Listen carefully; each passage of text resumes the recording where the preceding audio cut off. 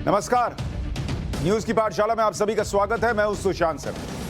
वो पाठशाला जहां सबकी क्लास लगती है, खबर का हर चैप्टर खुलता है और इतने विस्तार से खुलता है कि आप यहां से उस खबर के मास्टर होकर निकलते हैं। न्यूज का फैमिली शो है, बड़ों से लेकर बच्चों को समझ में आए वैसी खबर और उस अंदाज में खबर। तो आइए शुरू करते हैं आज की पाठशाला।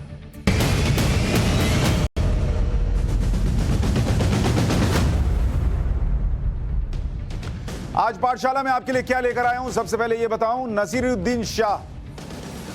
नसीरुद्दीन शाह ओवैसी से कम है क्या? यह सवाल क्यों पूछ रहा हूं, आपको विस्तार से बताऊंगा आज पाठशाला में। नसीरुद्दीन शाह के भड़काऊ बोल किसी ने सुने कि नहीं सुने? आजकल भड़काऊ बोल की बड़ी चर्चा है, तो नसीर साहब के भड़काऊ बोल सुने कि नहीं सुने लोगों ने, वो भी देखेंगे। कोरोना की लहर आ गई, कोई समझ क्यों नहीं रहा, यह भी आज आपको बताने वाला हूं। किन राज्यों में कितनी तेजी से कोरोना फैल रहा है और तीसरी लहर कहां दस्तक दे रही है, आपको बताऊं। नेताओं को रैलियों का विशेषाधिकार मिला हुआ है क्या? भारत से लड़ने के लिए चीन ने रोबोट सेना क्यों उतारी है, यह भी आपको बताऊंगा। और आखिर में हिस्ट्री की क्लास में अकबर और बीरबल का चैप्टर भी होगा। लेकिन शुरुआत करते हैं आज की पाठशाला।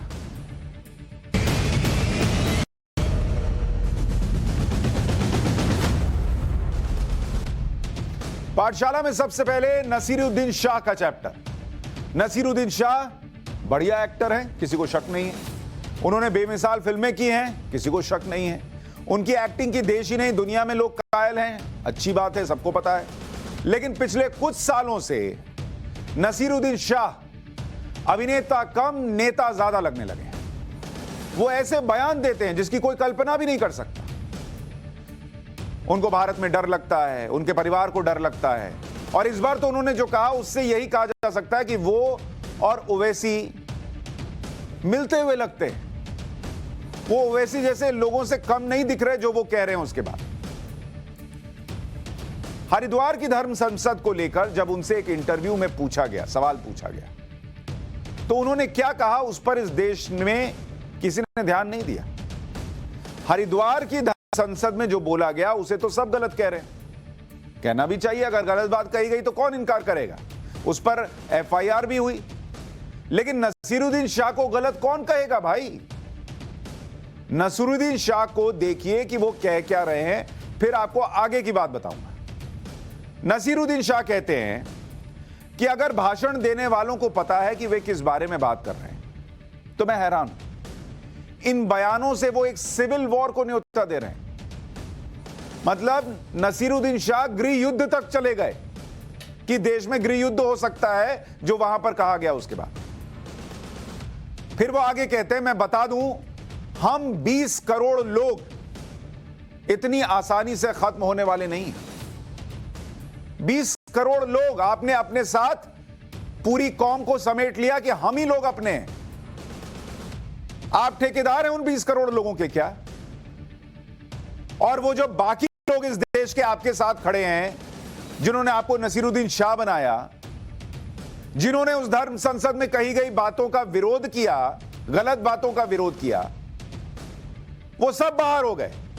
20 करोड़ और नसीरुद्दीन शाह, वो 20 करोड़ के ये नेता हो गए और 20 करोड़ इनके साथ हैं और ये 20 करोड़ के साथ है, बाकी सब हम लोग बाहर। कह रहे हैं कि हम इतनी आसानी से खत्म होने वाले, खत्म कर कौन रहा है? हम 20 करोड़ लोग लड़ेंगे। ये कोई मामूली बात आप कह रहे हैं? क्या ये लोगों को उकसाना नहीं है कि 20 करोड़ लोग एक साथ हैं, 20 करोड़ लोग लड़ेंगे? कौन है ये 20 करोड़ लोग? किसी को कोई शक है क्या? आपने मोर्चा खोल दिया। वहां जो कहा जा रहा है उसका विरोध नहीं होता इस देश में, तब आप कहते तो समझ में भी आता। फिर कहते हैं हम 20 करोड़ लोगों के लिए मातृभूमि है, हम 20 करोड़ लोग यहीं के हैं। किसने बाहर का बता दिया? हमारा यहीं पर जन्म हुआ है, हमारे परिवार की पीढ़ियां यहीं रही हैं और इसी मिट्टी में मिल गई। मैं निश्चिंत हूं कि अगर ऐसा कोई अभियान शुरू होता है तो कड़ा विरोध होगा और लोगों का गुस्सा फूटेगा। तो अगर वो मिट्टी आपको अपनी लगती है नसीरुद्दीन शाह साहब, तो फिर 20 करोड़ ही आपके क्यों हैं? वो बाकी के 120 करोड़ कहां चले गए? देश तो पूरा आपका है ना। आप कह रहे हैं ये मिट्टी आपकी है, ये जमीन आपकी है, लेकिन उस मिट्टी में सिर्फ 20 करोड़ आपके हैं, बाकी 120 करोड़ आपके नहीं हैं। और आप उन धर्म संसद वालों को अगर जब कोस रहे हैं तो आप कौन सी बहुत बड़ी इबारत लिख रहे हैं, एग्जाम्पल पेश कर रहे हैं कि हां इनसे सीखना चाहिए। आप भी तो 20 करोड़ की बात करने लग गए। फिर कहते हैं मुसलमानों को दूसरे दर्जे का नागरिक बनाया जा रहा है। इस देश में वाइस प्रेसिडेंट मुसलमान रहे हैं। देश के टॉप मुसलमान जो है एक्टर हैं। भारतीय टीम को अभी साउथ अफ्रीका में जो जीत मिली उसमें 5 विकेट फर्स्ट इनिंग में मुसलमान ने लेकर दिए हैं। मोहम्मद शमी ने खेल रहे हैं वो टीम में। और मुझे बड़ा अफसोस है कि ये बोलना पड़ता है, बताना पड़ रहा है कि मोहम्मद शमी जो है वो खेल रहे हैं टीम में, क्योंकि हमने तो उनको टीम का प्लेयर समझा। हमने तो समझा ये टीम इंडिया का प्रतिनिधित्व कर रहे हैं। लेकिन कोई नसीरुद्दीन शाह के लिए तो वो तो 20 करोड़ में शामिल हो गए। वो तो 140 करोड़ का हिस्सा नहीं है ना। मुसलमानों को दूसरे दर्जे का नागरिक बनाया जा रहा है आपके हिसाब से। ये होता है दूसरे दर्जे का नागरिक बनाना। मुसलमानों में डर पैदा करने की कोशिश है। वो कोशिश तो आप लोग कर रहे हैं, लेकिन मुसलमान हार नहीं मानेंगे, इसका सामना करेंगे। हमें अपना घर बचाना है, हमें अपनी मातृभूमि बचानी है, हमें अपना परिवार बचाना है। मैं मजहब की बात नहीं कर रहा, तो किसकी बात कर रहे हैं? एक तरफ मजहब की बात नहीं कर रहा हूं कह रहे हैं, और दूसरी तरफ 20 करोड़ तय कर लिए। तो बताइए ये 20 करोड़ कौन लोग हैं? आप तो बड़े लिबरल हो भाई, आप तो उनकी तरह बात नहीं कर रहे जो धर्म संसद में कर रहे थे। तो 20 करोड़ कैसे तय किया अगर मजहब की बात नहीं कर रहे हो? उन्हीं को बचाना है, उन्हीं का परिवार बचाना है, ये कैसे तय हुआ अगर मजहब की बात नहीं कर रहे हो? ये नसीरुद्दीन शाह एक्टर हैं या नेता हैं भाई? और अब याद कीजिए ओवैसी का वो वायरल वीडियो जिसमें वो धमकी दे रहे थे कि मोदी योगी चले जाएंगे तो तुम्हें कौन बचाएगा। ये 12 दिसंबर का वीडियो है, और वीडियो कानपुर में ओवैसी की रैली का था, जिस पर बाद में उन्होंने सफाई दी कि हम तो पुलिस वालों के लिए कह रहे थे, लेकिन उन्होंने भी ऐसे ही कहा था। और ओवैसी तो बार बार कहते हैं कि उनके साथ कौन है, वो किसके साथ है। नसीरुद्दीन शाह जो कह रहे हैं वो भी कुछ अलग नहीं कह रहे। तो नेता और अभिनेता की बोली एक हो सकती है क्या? एक बार ओवैसी साहब का वो बयान सुनिए। मैं तो उन पुलिस के लोगों से कहना चाह रहा हूं, याद रखो मेरी इस बात को, हमेशा योगी मुख्यमंत्री नहीं रहेगा, हमेशा मोदी प्रधानमंत्री नहीं रहेगा। और हम मुसलमान वक्त के एतबार से खामोश जरूर हैं, मगर याद रखो हम तुम्हारे जुल्म को भूलने वाले नहीं हैं। हम तुम्हारे जुल्म को याद रखेंगे। अल्लाह अपनी ताकत के जरिए तुमको निस्तो नाबूद करेगा इंशाअल्लाह ताला। और हम याद रखेंगे, हालात बदलेंगे। जब कौन बचाने आएगा तुमको?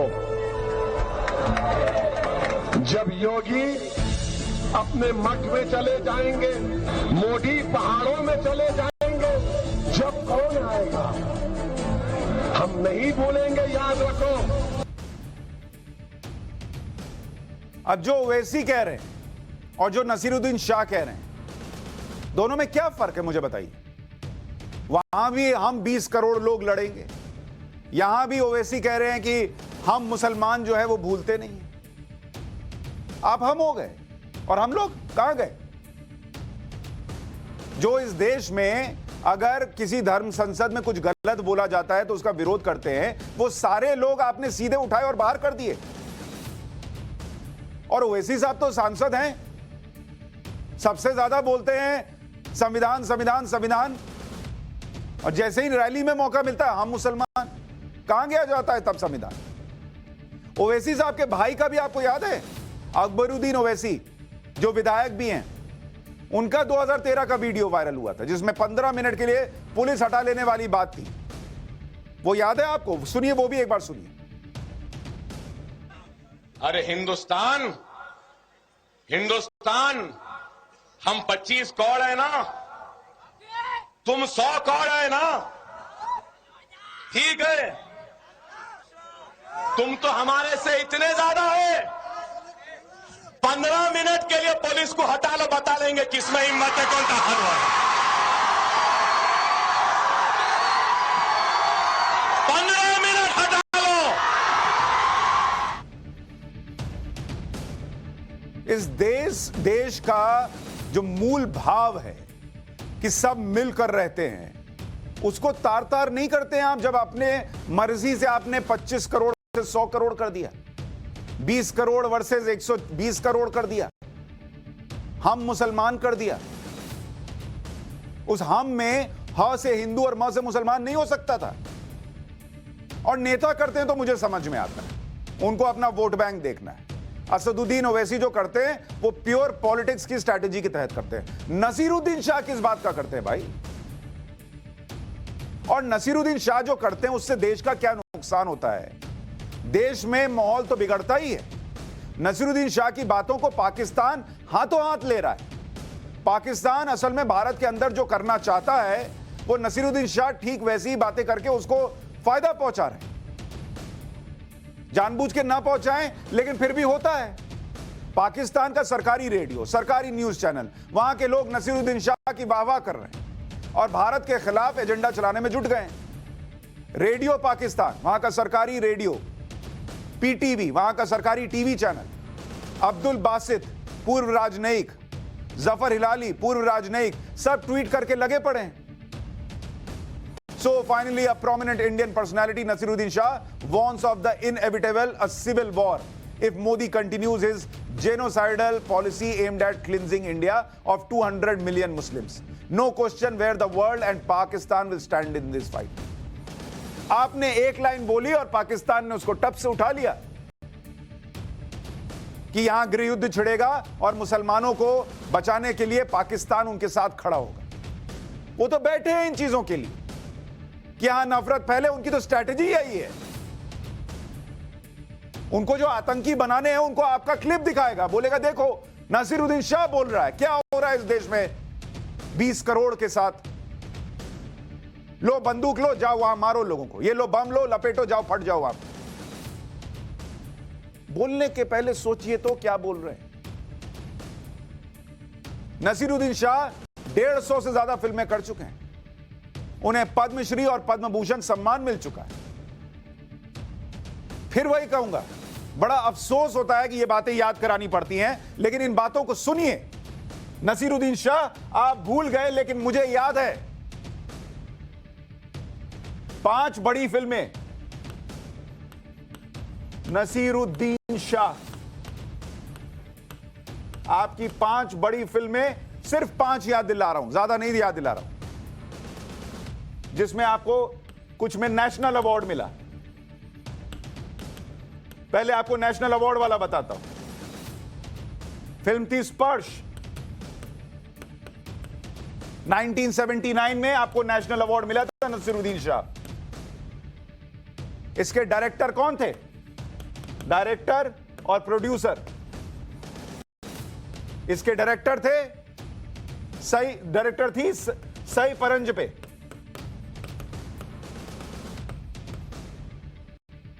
इस फिल्म की डायरेक्टर थी। और प्रोड्यूसर कौन थे? बासु भट्टाचार्य। और आपको बेस्ट एक्टर का अवार्ड मिला था इसमें, स्पर्श के अंदर। ये 120 करोड़ के अंदर के लोग थे। इन्होंने नहीं कहा कि 120 करोड़ में से किसी हिंदू को लेकर फिल्म बनाएंगे। उन्होंने आपका हुनर देखा, आपको फिल्म दी, आपको अवार्ड मिला, इसी देश में मिला। तब तो नहीं हुआ 120 करोड़ वर्सेस 20 करोड़। फिर फिल्म आई पार 1984 में, इसको भी नेशनल अवार्ड मिला। इसके डायरेक्टर कौन थे? गौतम घोष। और इसमें भी बेस्ट एक्टर का आपको नेशनल अवार्ड मिला। प्रोड्यूसर कौन थे? स्वपन सरकार। अब बताइए मुझे, ये क्या 120 करोड़ के हैं या 20 करोड़ के हैं? बांट के चलें? यहां तो नहीं बांटते आप। आपके 20 करोड़ वाले लिस्ट में ये लोग तो शामिल नहीं हुए कि इन्होंने तो फिल्में दी थी, मुझे नेशनल अवार्ड मिला था, इनको भी 20 करोड़ में ले लेते हैं। 2006 में फिल्म आई थी इकबाल, 2006 में बेस्ट सपोर्टिंग एक्टर का अवार्ड मिला इसमें आपको, नेशनल अवार्ड। डायरेक्टर कौन थे? नागेश कुकनूर।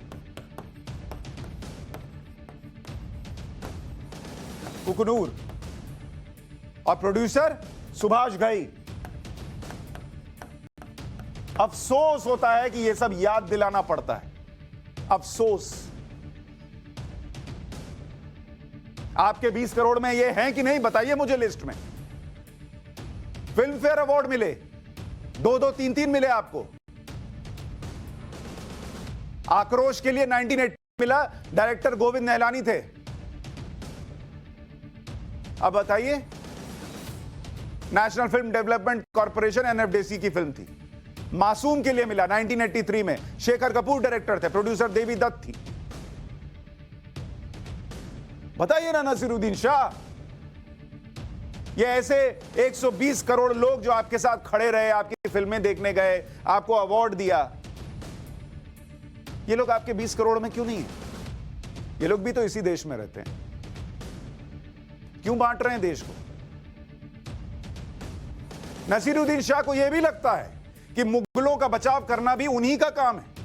उन्होंने मुगलों पर नई बात कह दी कि मुगल तो शरणार्थी थे, शरणार्थी। देश में इतने साल राज किया और शरणार्थी। मुगलों के कथित अत्याचार समय समय पर हाईलाइट होते रहते, कह रहे हैं वो।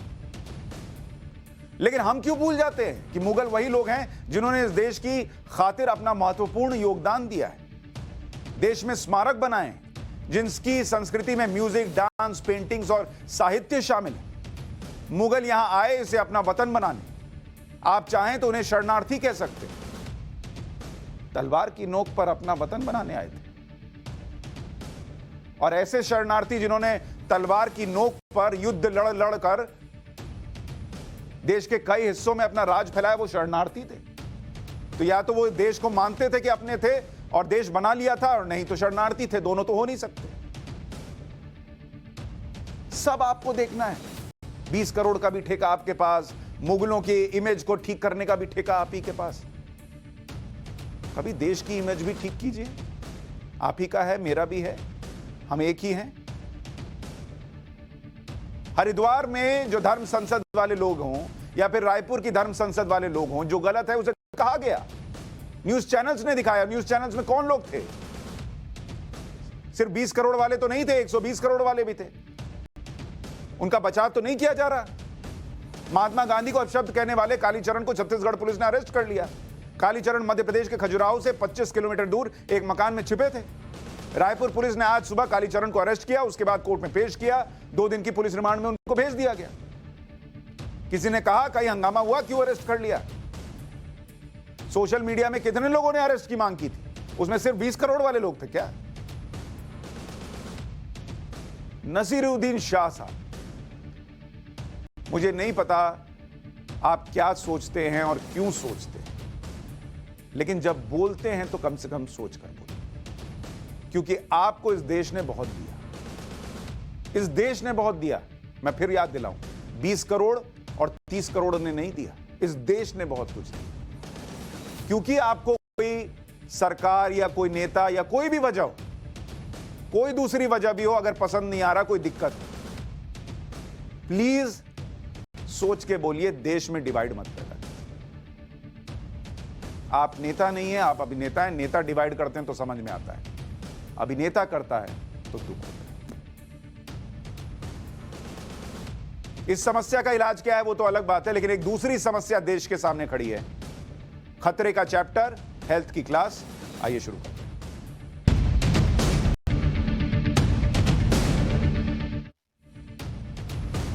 कोरोना की बात कर रहा हूं। कोरोना की नई लहर का खतरा कितना बढ़ गया है, इसे आप केंद्र सरकार की उस चिट्ठी से समझिए जो देश के 8 राज्यों को लिखी गई है। इन 8 राज्यों में इस वक्त का बड़ा खतरा दिखता है। ये कौन कौन से राज्य हैं आपको जानना चाहिए, क्योंकि कोरोना का खतरा बहुत तेजी से बढ़ रहा है। आपको आंकड़ों के साथ अभी समझाऊंगा। जिन राज्यों में कोरोना का खतरा बहुत तेजी से बढ़ा है, दिल्ली, हरियाणा, पश्चिम बंगाल, झारखंड, गुजरात, महाराष्ट्र, कर्नाटक और तमिलनाडु, ये 8 राज्य हैं जहां पर कोरोना का मामला बहुत तेजी से बढ़ रहा है। इन राज्यों से कहा गया है कि वो हॉस्पिटल लेवल की तैयारी मजबूत कर लें, कोविड टेस्टिंग को बढ़ाइए, कॉन्टैक्ट ट्रेसिंग को बढ़ाइए, संक्रमित लोगों के संपर्क में आए लोगों की टेस्टिंग और क्वारंटीन कीजिए, उन्हें वैक्सीनेशन की दर बढ़ाइए अपने यहां, जिससे संक्रमण की दर और मृत्यु दर को बढ़ने न दिया जाए। इन राज्यों को अलर्ट क्यों किया गया, इसकी वजह है।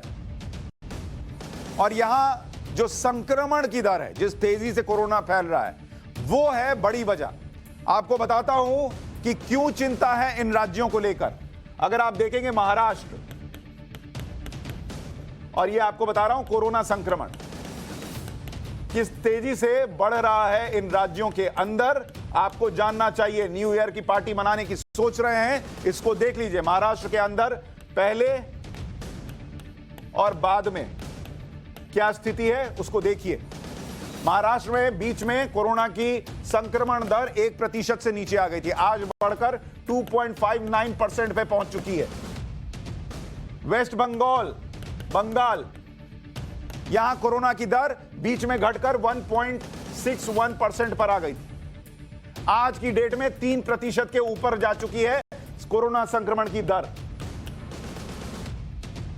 दिल्ली में, जिसकी बात कर रहा हूं कि यहां पर बहुत चीजें बंद भी की गई हैं, यहां तो घट के 0.11% हो गया था, मतलब ना के बराबर। आज यह बढ़कर 1.73% हो चुका है। दिल्ली में खतरा कितना बढ़ गया है सोचिए। कर्नाटक में और कितनी तेजी से कोरोना फैल रहा है, अभी उसके आंकड़े भी आपके सामने रखूंगा। 0.41% से बढ़कर आज की तारीख में कर्नाटक में 0.52% हुआ है। गुजरात में 0.18 से बढ़कर 0.54%। और कैसे केस बढ़े हैं इसको आपको देखना चाहिए। केस बढ़े, उसकी संख्या देखिए कि किस तेजी से बढ़ रहे हैं, इसको देखिएगा तो समझ में आएगा कि संकट बड़ा है। अगर आपको दिल्ली का आंकड़ा दूं, दिल्ली 28 अक्टूबर, इसको 1 मिनट आपको दिखाता हूं। दिल्ली में देखिए 28 अक्टूबर, 3 दिन का आपको बताता हूं, 29 अक्टूबर और उसके बाद 30 अक्टूबर। इन 3 दिनों में आंकड़े देखिए कैसे तेजी से बढ़ते चले गए। ये दिल्ली का आंकड़ा आपके सामने रख रहा हूं। दिल्ली में 28 अक्टूबर को केसेस थे 496। 29 अक्टूबर को, माफ कीजिएगा ये दिसंबर है, इसको दिसंबर कर लीजिए, इसको भी दिसंबर कर लीजिए, इसको भी दिसंबर कर लीजिए। 28 दिसंबर, 29 दिसंबर और 30 दिसंबर, ठीक है। 28 दिसंबर को 496 केस थे, 29 दिसंबर को ये बढ़कर 923 हो गए और 30 दिसंबर को बढ़कर 1313 केस दिल्ली में हो गए। तो कहां 2 दिन के अंदर करीब 3 गुने के आसपास केस बढ़ गए। ये आज का आपको बता रहा हूं 1313 केस। इसी तरह अगर आप मुंबई में देखिएगा, क्यों कह रहा हूं कि सतर्क रहने की जरूरत है। 28 दिसंबर को केस थे 1377, 29 दिसंबर को बढ़कर सीधा 2510 हो गए और 30 दिसंबर आज की तारीख में 3671 केस आ चुके हैं। देख रहे हैं कहां 1300 और कहां 3600, मतलब पलक झपकते केसेस भाग रहे हैं। कोरोना जो है वो हाथ पकड़कर रिले रेस टाइप लड़ रहा है कि तुम इसको संक्रमित करो, मैं इसको संक्रमित करता हूं। यह हालत हो गई है। और अगर आपको आर वैल्यू बताऊं, आर वैल्यू अगर आप देखेंगे, आर वैल्यू क्या होती है? संक्रमण की दर होती है। जैसे आर वैल्यू का मतलब एक आदमी को संक्रमण हुआ तो वो कितनों में और संक्रमण फैला सकता है, और यह महामारी फैलने का इंडिकेटर होता है। 1 से कम है आर वैल्यू, मतलब आप समझिए कि महामारी कम हो रही है। 1 से ज्यादा है तो महामारी बढ़ रही है। देश में आर वैल्यू क्या है? देश की आर वैल्यू, देश में आर वैल्यू आज की तारीख में है 1.22, यानी अगर 10 लोगों को कोरोना हो तो वो 12 और लोगों को संक्रमित कर सकते हैं। अगर आप दिल्ली का देखिएगा, दिल्ली का, दिल्ली में आज की डेट में आर वैल्यू 2.54 है। ये बहुत बड़ा नंबर है। 2.54 का मतलब है कि 10 लोगों को अगर दिल्ली में कोरोना होगा तो वो और 25 लोगों को कोरोना फैला सकते हैं। मुंबई में देखिए, मुंबई में आर वैल्यू कहां पहुंच गया है? 2.01। 2.01 का मतलब है कि 10 लोगों को कोरोना हुआ तो 20 लोग और कोरोना संक्रमित हो जाएंगे। पुणे और बेंगलुरु में, पुणे या बेंगलुरु में देखिए, वहां पर यह आर वैल्यू जो है 1.13 है। और चेन्नई के लिए अगर आप देखेंगे तो वहां पर ये आर वैल्यू 1.26 है। तो ये 1.22 होना देश में कोरोना के आर वैल्यू का ये अपने आप में संकेत है कि केसेस बढ़ने शुरू हो गए और दिल्ली में तो खतरा बहुत ही बड़ा है। ये कोरोना की नई लहर की आहट है। दुनिया का हाल ये है कि 29 दिसंबर को नए केस कितने आए। अब आप दुनिया का हाल देखिए, दुनिया में कोरोना कैसे फैल रहा है। इससे भी अगर नहीं जागिएगा तो फिर बहुत देर हो जाएगी। दुनिया में कोरोना आपको बता रहा हूं, 29 दिसंबर 29 दिसंबर को देखिए, यूके में एक दिन में 2,21,250 केस सामने आए। ये आपको एक दिन में बता रहा हूं, एक दिन में 29 तारीख को इतने 2 लाख के केस करीब सामने आ गए। फ्रांस में देखिए, फ्रांस में एक दिन में 2,02,293 केस सामने आए। अब आप इससे भी अंदाजा नहीं लगा सकते कि कितनी तेजी से कोरोना दोबारा वापसी कर रहा है। अमेरिका में देखिए, एक दिन में 4,88,988 केस सामने आए। मतलब मान के चलिए करीब करीब 5 लाख लोगों में कोरोना संक्रमण दिखा है यूएस में एक दिन में 29 दिसंबर। स्पेन की बात कर लीजिए, स्पेन में एक दिन में 1,0760 केस सामने आए। अब आप सोचिए, यह दुनिया का हाल हो रखा है और भारत में अभी केसेस बढ़ने शुरू ही हुए हैं। नहीं जागिएगा, नहीं सचेत होइएगा, एक दिन में 5-5 लाख केस सामने आने लग जाएंगे। क्या कीजिएगा, क्या कीजिएगा? फिर मनाने जाइएगा न्यू ईयर पार्टी। और देश में ओमाइक्रॉन के केस कितने हैं? भारत में, भारत का हाल आपको बता रहा हूं, देश में ओमाइक्रॉन आज की तारीख में ओमाइक्रॉन के केस देश में कितने हैं? 961। सुनने में कम लग रहा है, ऐसे बिनबिना के भागेगा, ऐसे तेजी से भागेगा कि आप सोच नहीं पाएंगे कि कैसे ये 1000 और कब लाख हो गया। 320 लोग इसमें से रिकवर हुए हैं, यानी 30% मरीज जो हैं वो ठीक हो गए। 70% केस, अब ये ध्यान से सुनिए, 70% केस इसमें से एसिम्प्टोमेटिक हैं। एसिम्प्टोमेटिक यानी जिनमें लक्षण ही नहीं दिख रहा कि उन्हें कोरोना हुआ है। अब ये सबसे खतरनाक बात है, आपके आसपास बैठा व्यक्ति ओमाइक्रॉन का शिकार हो और आपको पता ही नहीं चलेगा। इसलिए तो कह रहा हूं कि इतनी तेजी से भाग रहा है दुनिया भर में, क्योंकि एसिम्प्टोमेटिक केसेस इसमें ज्यादा है और लोगों को चूंकि पता नहीं चल रहा कि बगल वाले के साथ क्या, के साथ आप हंसी मजाक कर रहे हैं, मास्क नहीं लगा रहे हैं, हो गया कांड। आग की तरह संक्रमण फैल जाएगा। अच्छा, अभी ये कहा जा रहा है कि ओमाइक्रॉन जो है वो ज्यादा खतरनाक नहीं है, इससे संक्रमण पर मामूली लक्षण होते हैं। लेकिन नीति आयोग के सदस्य डॉक्टर वीके पॉल ने बड़ी बात कही है। उन्होंने कहा कि तैयार रहिए, जिस तरह से केस बढ़ रहे हैं उसमें यह जरूरी नहीं कि संक्रमण के बाद हल्के लक्षण ही हों। एक बार वीके पॉल को सुन लीजिए। WHO ने कहा है, वो क्लियरली जो ट्रेंड्स पीछे आए हैं पिछले 3-4 हफ्तों में, उसको उन्होंने कोग्निसेंस लेते हुए और जो एपिडेमियोलॉजी के प्रिंसिपल्स हैं, साइंस जो इमर्ज हुई है इस पीरियड में, उसको देखते हुए हैं। आज भी आपने देखा होगा जो स्लाइड हमने ग्लोबल डेटा पे दिखाई, तो ये जो स्पीड जैसे ऊपर जा रही है ग्लोबल सर्च, वो पहले की सर्जिस से ताकत में उससे भी ज़्यादा की तरफ बढ़ती हुई दिखाई देती है। तो उन्होंने भी इसी चीज़ को नोटिस किया होगा और and knowing the behaviour of the virus, so there is a warning for the entire world that the entire world was still facing the Delta. We had experienced Delta earlier, but several parts of the world had not experienced Delta, which had its own issues. And then you have a new variant which brings in more complexity and greater transmissibility, for example, and other issues that have been shared in public domain. So there is a warning that all nations, all societies, all families, individuals should be alert, disciplined, and well prepared. It's the same message that we are also trying to transmit. And be prepared that this surge could be significant.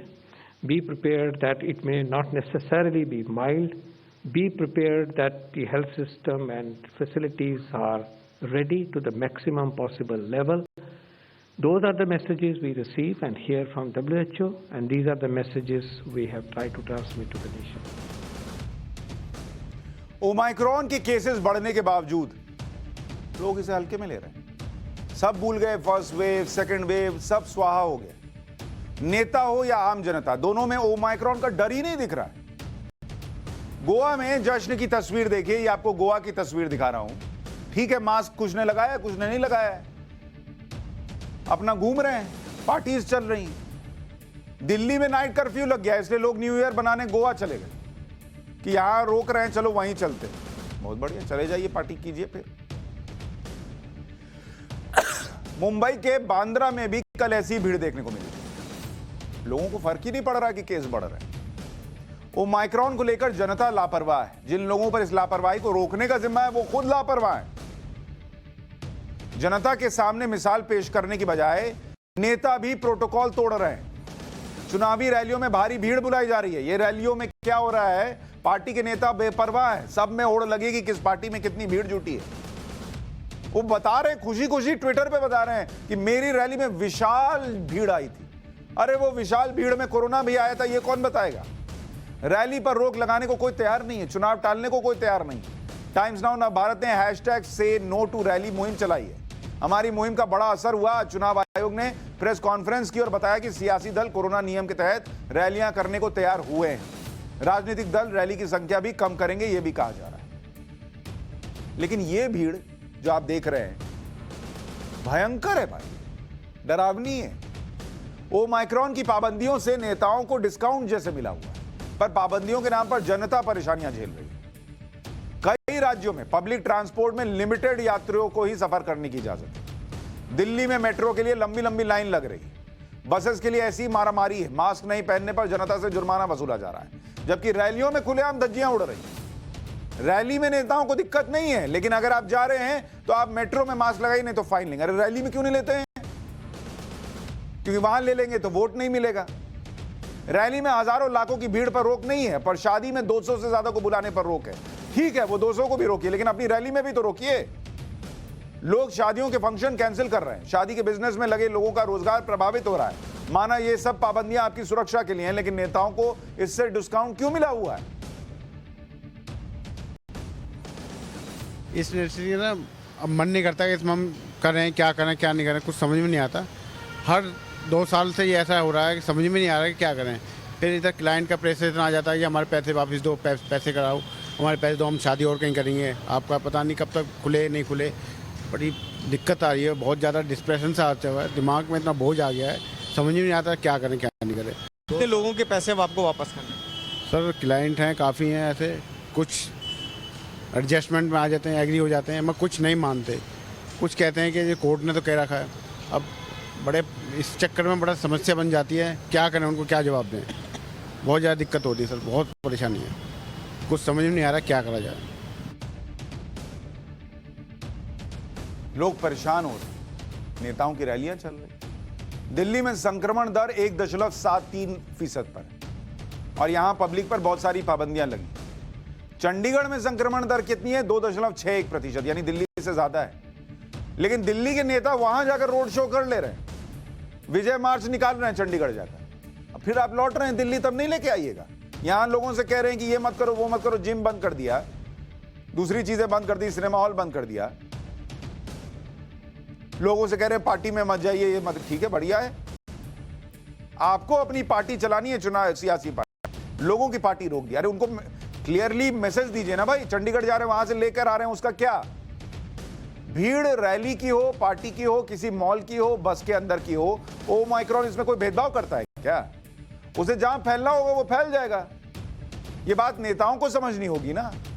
Maharashtra के अहमदनगर में एक BJP नेता के बेटे की शादी में हजारों की भीड़ आ गई। पाबंदी के बावजूद रात 9 बजे के बाद हजारों लोग बिना सोशल डिस्टेंसिंग के, बिना मास्क पहने इस हाई प्रोफाइल शादी में शामिल हुए।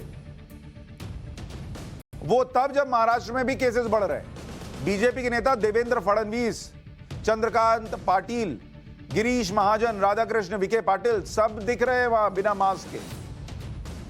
पुलिस की मौजूदगी में हुई शादी में कोरोना नियमों की जमकर धज्जियां उड़ाई गई। बीजेपी के पूर्व विधायक और नेता शिवाजी राव कडिले के बेटे अक्षय कडिले की शादी की तस्वीरें फिलहाल सोशल मीडिया पर भी वायरल है। देवेंद्र फडणवीस दिख रहे हैं, हंस रहे हैं। 29 दिसंबर की तस्वीर है। किसी ने मास्क लगाया? देखिए, अब जब नेता ही यही करेंगे तो फिर आप लोगों से क्या उम्मीद कीजिएगा? देवेंद्र फडणवीस बिना मास्क के, चंद्रकांत पाटिल बिना मास्क के, गिरीश महाजन बिना मास्क के, राधाकृष्ण विखे पाटिल बिना मास्क के। किसी को मास्क ही नहीं है। अरे शादी में गिफ्ट में एक मास्क ही दे देते या लेके चले जाते। भीड़ भाड़ वाले आयोजन में जाएं, मास्क ना लगाएं और ये सोचें कि आपको कोरोना नहीं होगा, तो फिर तो आप भगवान आप पर मेहरबान होगा। फिर महाराष्ट्र से बीजेपी सांसद आर विखे पाटिल कोरोना संक्रमित हो भी गए। विखे पाटिल कल अहमदनगर में बीजेपी के पूर्व विधायक शिवाजीराव कडिले के बेटे के शादी में शामिल हुए थे। अब आप सोचिए, विखे पाटिल का कल समारोह में मौजूद रहना कितने लोगों के लिए खतरा बना होगा। ये बैठे हुए हैं बिना मास्क के, सब मिले होंगे। अभी सबका दिल धक धक कर रहा होगा, इनको हो गया कोरोना, पता नहीं इनसे हमको हुआ होगा कि नहीं हुआ होगा। मास्क लगा के जाते ना, नहीं, नेता है भाई, इनको कोरोना थोड़ी होगा। महाराष्ट्र के पनवेल में भी कोविड प्रोटोकॉल का उल्लंघन हुआ। डिप्टी मेयर के जन्मदिन पर सैकड़ों की भीड़ जुटी। इसकी तस्वीर देख लीजिए। मेयर साहब का जन्मदिन है पनवेल में, महाराष्ट्र में, उसी महाराष्ट्र में जहां कोरोना बढ़ रहा है। भाई साहब खुशी से इनका मुंह बंद नहीं हो रहा है, इतना खुश है। और इतनी भीड़ में मेयर साहब खड़े होकर बिना मास्क के फोटो खिंचवा रहे। जगदीश भाई गायकवाड़ का जन्मदिन था, मेयर हैं, और लोग पार्टी में आए थे। कोरोना का देखते हुए पनवेल में धारा 144 लागू है, यानी एक जगह पर 4 से ज्यादा लोग जमा नहीं हो सकते। लेकिन मेयर साहब का जन्मदिन था तो क्या धारा 144? खत्म धारा 144। मेयर साहब मुस्कुरा रहे हैं, उनको पता नहीं कि उनसे ज्यादा कोरोना मुस्कुरा रहा है। उनको पता नहीं कि उनकी पार्टी में कोरोना बिन बुलाए हुए मेहमान की तरह आया हुआ है। टाइम्स नाउ नवभारत की टीम ने जब आरपीआई के नेता और डिप्टी मेयर जगदीश भाई गायकवाड़ से फोन पर सवाल किए तो उन्होंने कोविड प्रोटोकॉल तोड़ने के बचाव में जो दलील दी, उसे और सुनकर आप हैरान हो जाएगा। कह रहे हैं कि जब बड़े नेता ऐसा कर रहे हैं तो वो क्यों ना करें। सुनिए एक बार। कल परसों आपने देखा होगा, ये ताज होटल में शरद पवार के भाई का शादी हुआ, भतीजे का। उधर 2000 लोग था, किसी ने मास्क नहीं पहना था। उनके ऊपर एक्शन लेना चाहिए कि मेरे ऊपर? तो आप बोल रहे हो शरद पवार जी के रिलेटिव ने ऐसा किया तो आप भी कर सकते हो, ऐसा है क्या? बिल्कुल, जो शरद पवार महाराष्ट्र में करेंगे वो हम करेंगे। तो इसके लिए आपने बदला लेने के लिए किया क्या ये चीज? नहीं, बदला तो लेना ही चाहिए ना। पर ये बदले के भाव से कोविड फैलता है ना। नहीं तो शरद पवार साहब कोविड को फैलाते हैं तो हमें फैलाना चाहिए। मतलब गजब तर्क है कि शरद पवार की पार्टी में 2000 लोग आए थे तो मेरी तो बर्थडे पार्टी थी। कोरोना को समझा दीजिए, मेरी बर्थडे पार्टी थी, उधर जाओ, अभी इधर मत आओ। आप तो भाई बड़े लोग हैं, एक गार्ड खड़ा कर दीजिए, कोरोना को शू शू कर देगा, जाओ इधर जाओ, इधर अभी मत आओ। फिर कोई कहेगा कि मैं छठी की पार्टी कर रहा हूं बच्चे की, ये तो और छोटा आयोजन हो गया, इसमें भी मत आओ। लोगों में फैलेगा तो ये सब सुनने जाएंगे कि शरद पवार की पार्टी और मेयर डिप्टी मेयर की पार्टी में क्या हुआ। और जब नेता ही नहीं मानेंगे तो पब्लिक क्या मानेगी। गुजरात के वलसाड में फ्रेशर्स की पार्टी हुई, ये देखिए हाथ पकड़ के नाच रहे हैं, गरबा चल रहा है। गुजरात में कोरोना के केस बढ़ रहे हैं, ये भाई लोग फ्रेशर पार्टी में गाइडलाइन की धज्जियां उड़ाकर गरबा कर रहे हैं। इनको पता ही नहीं बीच में बगल में कोरोना भी गरबा कर रहा है। क्या चल रहा है इस देश में मुझे समझ ही में नहीं आता है। ये फ्रेशर की पार्टी नहीं होती तो क्या हो जाता मुझे बताइए। पर इनको कैसे बोलिएगा जब नेता ही नहीं सुन रहे तो इनको क्या बोलिएगा। नेता बर्थडे पार्टी कर रहे हैं, रसूखदार की शादी में भीड़ है, कहीं रैली में भीड़ है, कहीं फ्रेशर पार्टी चल रही है। कोरोना तो अगर कहीं था वो अलग पार्टी करता होगा कि अरे ऐसा जगह और कहां मिलेगा, इतना फैल रहे हैं हम लोग, फिर भी ये लोग मौका दे रहे हैं, आओ हम लोग भी एक पार्टी कर लें। अच्छा, उधर एक रतन टाटा भी हैं। रतन टाटा, उनके बर्थडे सेलिब्रेशन का वीडियो सोशल मीडिया पर वायरल है। उन्होंने देखिए कितनी सादगी से बर्थडे मनाया। एक छोटा सा केक लिया, एक व्यक्ति के साथ उन्होंने केक काटा। पैसा कम है, आपसे कम पैसा है, नहीं रैली कर सकते हैं, नहीं बड़ा आयोजन कर सकते थे, हजारों लोगों को नहीं बुला सकते थे, ये होते हैं लोग, ये होते हैं बड़े लोग। पूरा वीडियो एक बार देखिए, फिर आगे की बात करते हैं।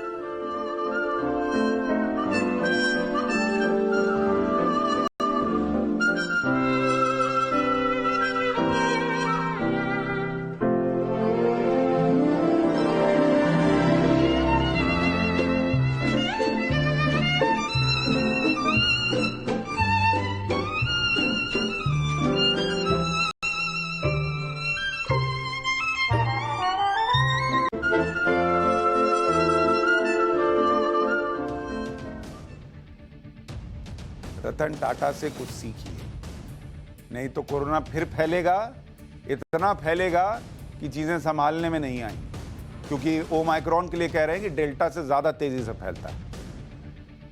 तो अगर जिंदा रहना है तो रतन टाटा से सीखिए और लापरवाही को टाटा कीजिए और थोड़ा संयम दिखाइए। छोटा सा ब्रेक ले रहा हूं, आ रहा हूं। और पाठशाला में अब हिस्ट्री की क्लास। मुगल सीरीज में हम अकबर के नवरत्नों के बारे में बता रहे हैं। आगे बढ़ने से पहले पिछली क्लास का एक छोटा सा रिवीजन कर लेते हैं। अकबर के दरबार में 9 खास मंत्री और सलाहकार थे। इनको अकबर के नवरत्न कहा जाता था। इनमें अबुल फजल जो इतिहासकार थे, फैजी जो अबुल फजल के भाई थे, गणितज्ञ थे, राजकवि थे, तानसेन जिन्हें संगीत सम्राट कहा जाता था, राजा बीरबल जो अकबर के राजनीतिक सलाहकार थे। बीरबल की तो कई कहानियां आपने सुनी, अकबर बीरबल बहुत सुना होगा। राजा टोडरमल जो अकबर के राजस्व और वित्त मंत्री थे। राजा मानसिंह जो अकबर की सेना के सेनापति थे। अब्दुल रहीम खान खाना जो अकबर के संरक्षक बैरम खान के बेटे थे और बड़े कवि थे। मुल्ला दो प्याजा जो अकबर के सलाहकार थे। हकीम हुकाम अकबर के प्रधान रसोइया थे। तो ये उनके नवरत्न थे। अकबर के सबसे मशहूर नवरत्नों में बीरबल का नाम है। अकबर बीरबल के किस्से तो आज भी पढ़े और सुने जाते हैं। बीरबल का अकबर पर बहुत ज्यादा प्रभाव है। बीरबल की जो प्रसिद्धि थी उनके हास्य के कारण थी। बीरबल कहा जाता है कि बहुत हाजिर जवाब थे और इसी वजह से अकबर उन्हें बहुत पसंद करते थे। बीरबल मध्य प्रदेश के सीधी जिले के रहने वाले थे। बीरबल का असली नाम महेश दास था। वो फारसी और संस्कृत के विद्वान थे और कवि भी थे। वो पहले जयपुर नरेश और फिर रीवा नरेश के दरबार में राजकवि रहे। रीवा नरेश ने ही अकबर को बीरबल से मिलवाया था। बीरबल की बुद्धिमत्ता से अकबर इतने बहुत प्रभावित हुए और 1586 में अफगानिस्तान में युद्ध में बीरबल की मौत हो गई थी। बीरबल के निधन पर अकबर ने कई दिनों तक खाना पीना तक छोड़ दिया था। अकबर के दूसरे नवरत्नों में अबुल फजल थे। अबुल फजल अकबर के सलाहकार के पद पर काम करते थे। अबुल फजल का जन्म 1551 में आगरा में हुआ था। अबुल फजल इतिहास, दर्शन और साहित्य के ज्ञाता थे। अकबर की जीवनी अकबरनामा अबुल फजल ने लिखी थी। आईने अकबरी की रचना भी अबुल फजल ने की थी। अबुल फजल और अकबर की नजदीकी से शहजादे चिढ़ते थे। 1602 में जहांगीर ने अबुल फजल की हत्या करवा दी थी। अकबर के एक और नवरत्न फैजी थे। फैजी और अबुल फजल भाई थे। दोनों भाई अकबर के नवरत्नों में शामिल थे। फैजी भी अपने भाई की तरह कला प्रेमी थे। फैजी अकबर के समय के मशहूर शायर थे। उनका पूरा नाम शेख अबू अल फैज था। फैजी फारसी भाषा में लिखते थे। उन्होंने संस्कृत में लिखे गणित के लीलावती ग्रंथ का फारसी में अनुवाद भी किया था। अकबर ने फैजी को अपने बेटे का शिक्षक भी नियुक्त किया था। राजा मान सिंह भी अकबर के नवरत्नों में से एक थे। महाराणा प्रताप के साथ मुगलों की जंग में मुगल सेना के सेनापति मान सिंह ही थे। राजा मान सिंह आमेर के कछवाहा राजपूत थे। आमेर पहला राजपूत राज्य था जिसने मुगलों से संधि की थी। राजा मानसिंह को अकबर ने अपना सेनापति बनाया था। मानसिंह के नेतृत्व में मुगलों ने कई युद्ध जीते थे। मुगल दरबार में मानसिंह का बहुत ज्यादा प्रभाव था। अकबर के नवरत्नों में राजा टोडरमल का बहुत खास स्थान था। जमीन और वित्त के मामलों में अकबर राजा टोडरमल से सलाह लिया करता था। राजा टोडरमल अकबर के वित्त मंत्री थे और भूमि राजस्व प्रणाली उन्होंने ही शुरू की। टोडरमल ने ही सबसे पहले भूमि पैमाइश की थी। टोडरमल के भूमि सुधार आज भी प्रासंगिक माने जाते हैं। 1589 में राजा टोडरमल का निधन हो गया था। तो नवरत्नों की बात करते करते कब वक्त निकल गया पता नहीं चला। आज के लिए पाठशाला में इतना ही।